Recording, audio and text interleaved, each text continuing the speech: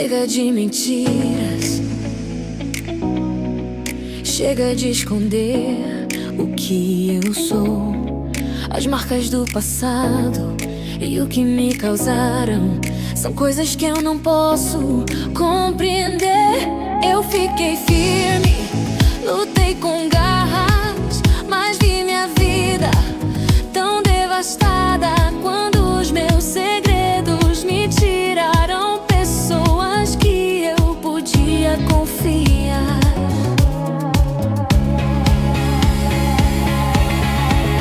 Eu fui na direção errada e não posso voltar, mas o que eu quebrei em nós eu quero consertar. Algo dentro de mim grita que não é o fim, pois nada vai poder calar o som da nossa voz.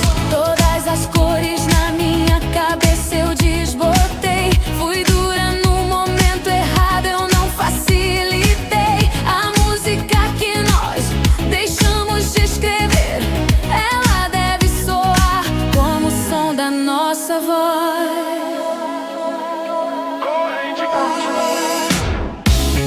Já chega de silêncio, eu sinto em meu faro o cheiro do seu medo em expansão. Não me sinto sozinha, demônios não me assustam,